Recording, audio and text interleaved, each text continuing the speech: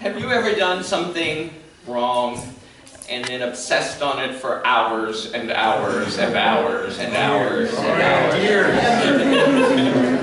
Thinking that, oh my God, I did it. I really did it. I really did it. It was wrong. Oh my God, I did it. Oh my God, I did it. I'm going to lose my job. I'm going to do this. The world. I'm going to lose my home. I'm not going to be able to eat. They'll hate me forever. I had one of those days yesterday. Right as I'm trying to write this talk. Oh my God, I can't believe I said it that way. Oh my God, I can't believe I did that. Oh my God, what was I thinking? And that voice inside of my head just kept going and going and going.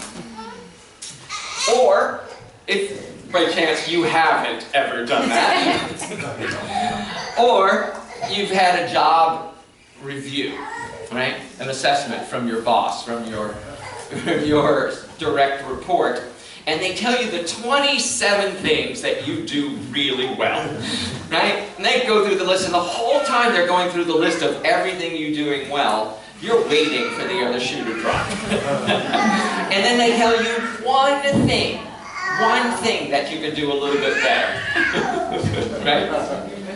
And you obsess on that for days and days and days and days. And it's like, God, they hate me.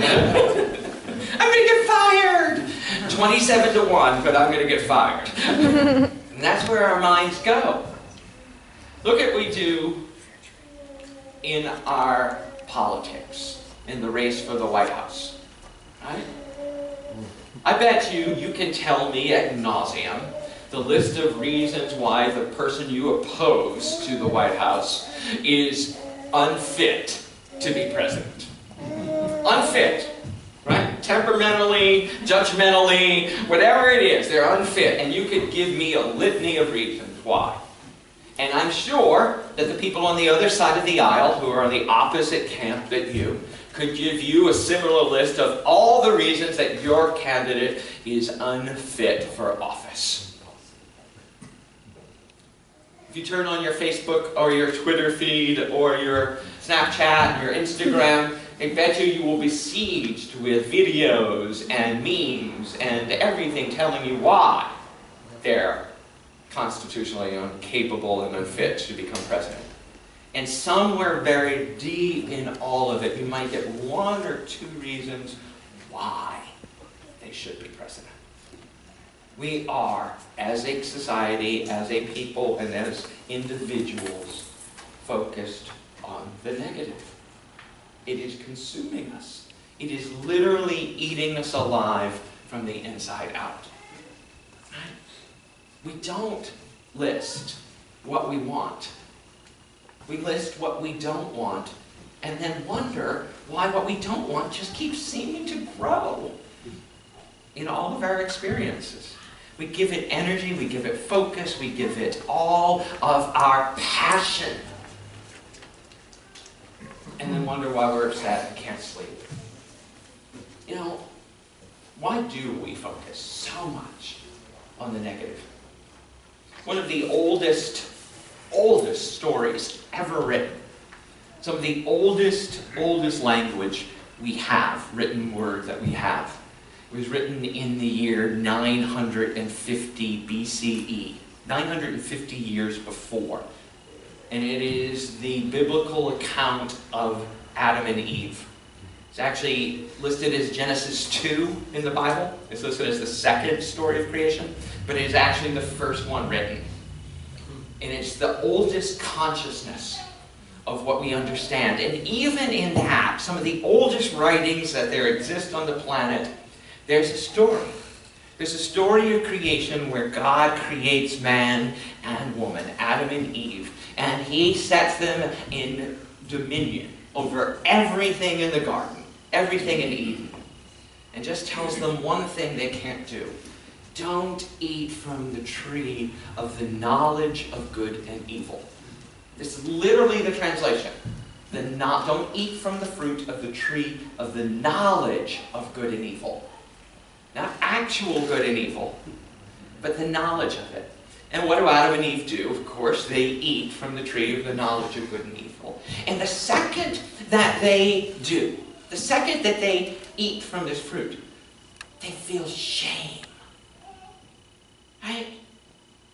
They feel judged. They judged each other. It was actually the first fat shaming that ever happened on the planet. Because instantly they put on clothes. Instantly they tried to find ways to fashion their bodies so that they'd be more acceptable. Right? Yeah, it's insane. And they hid. It's literally what the scripture tells us. That they felt they were naked and covered themselves. And then they hid from God. They hid from the divine. Metaphysically, we know that they're not actually hiding from a being who's actually walking around on the planet. And if you look at this account, it's very primitive. It's like God's walking through the Garden of Eden, and Adam's hiding behind a bush, and God can't see Adam. What kind of God is that, right? Oh, you're not there! I mean, it's like playing hide and seek with Roma.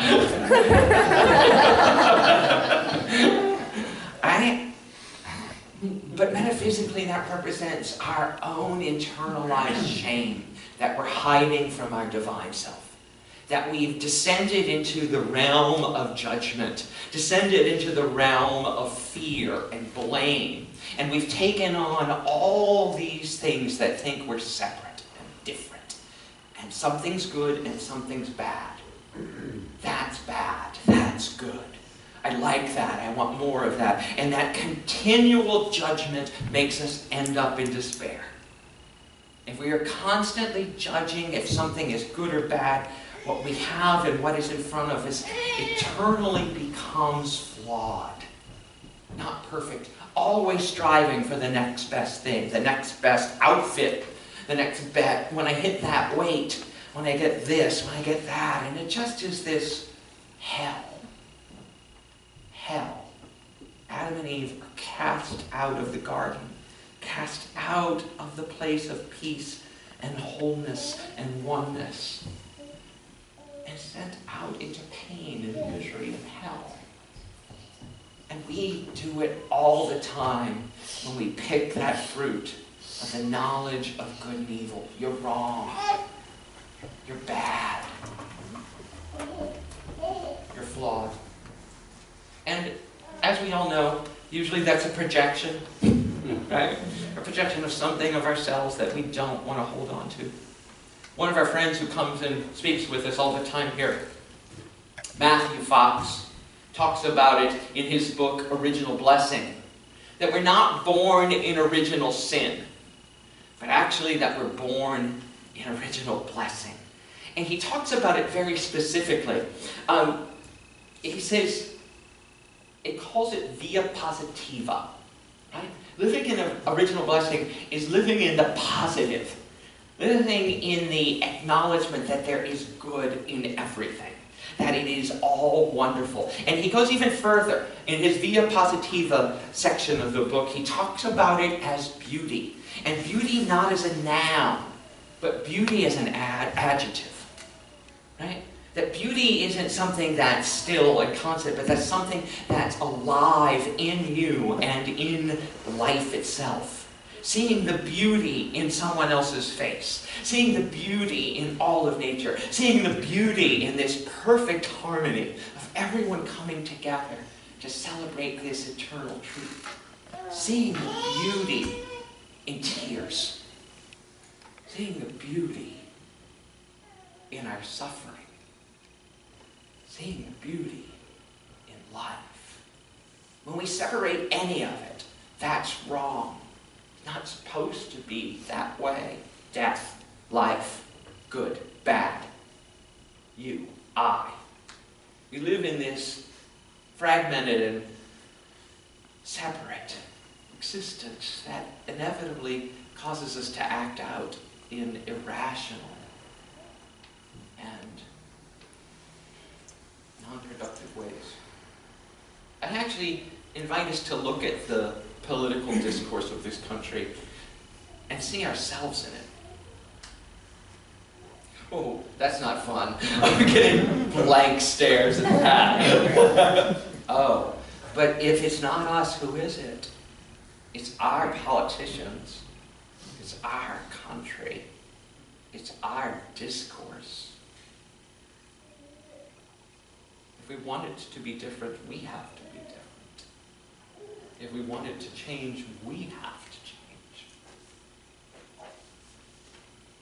Gandhi said, "Real beauty is my aim."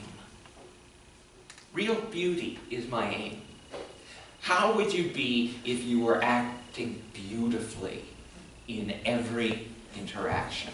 Every personal interaction, every political interaction, every social interaction, every business interaction. If beauty was your aim, who would you be? How would you respond? What would you write on your Facebook post if beauty were your aim? It's so simple, and it's so hard. But it's so simple. Is beauty your aim? I first titled this talk A Positive Inventory because I believe that the reason we go into obsessive self-shaming and obsessive, oh, I'm so bad, I can't believe I said that, and obsess on it, is because we don't have an idea of who we really are. We don't have a positive inventory of our self-worth. You know? In a business, you take a yearly inventory. You take a yearly assessment to find out how you've done, where you are, where your assets and where your liabilities are. But in our personal life, we just seem to stack everything up on the liability side and focus on it. But can we really take a positive inventory?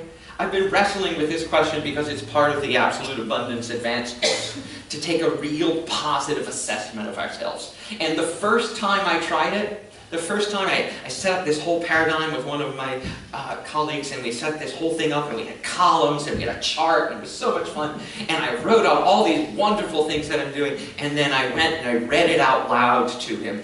And halfway through it, I realized, oh my God, all the so-called positive things in my inventory are where I overcame something negative. All the positive things in my inventory were all about, aren't I fabulous? That person said this and I said this way. But it wasn't anything really about my own positive inventory, but about my overcoming. So that even when we frame ourselves in this world, it's against the negative. It's against the shadow. It's against what we don't like. I'm so much better than that. Look what I did. Oh boy, did that cut me. And I had to go back and look at it. What if I took a really 100% positive inventory of myself? What if I took a real assessment to find out who I really am? Devoid of good, bad, blame, and shame. Marianne Williamson, in her amazing book, A Return to Love, talked about it this way. She said, our deepest fear is not that we are inadequate. Our deepest fear is that we are powerful beyond measure. It is our light, not our darkness, that frightens us most. We ask ourselves, who am I to be brilliant, gorgeous, talented, and fabulous? Well, who are you not to be? Who are you not to be? As we just said to our child, you are God's perfect child. Well, you are God's perfect child. Who are you not to be fabulous? Why are you playing small? Why? What does it get you to play small? Serves no one. It serves no one. But when we do let our light shine, when we do let it out, we unconsciously give everyone else permission around us to do the same. So I know some of you are writing already. I invite everybody to take out their bulletin on the back. There's a place for a positive inventory. Draw a line down the middle of the note section right now. And write down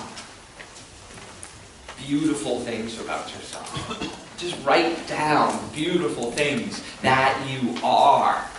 Take it as an exercise. Notice how uncomfortable it might make you. Notice how you might even have to struggle. What are you? I'm not going to give you the words. I'm not going to fill them in for you. Write down a completely positive inventory of adjectives that describe who you are. Nouns that describe your true essence. Write down the words that you want written about you when you're not here. In the Broadway musical Hamilton, there's a song that says, "You don't get to choose who lives, who dies, or who tells your story." You don't get to choose.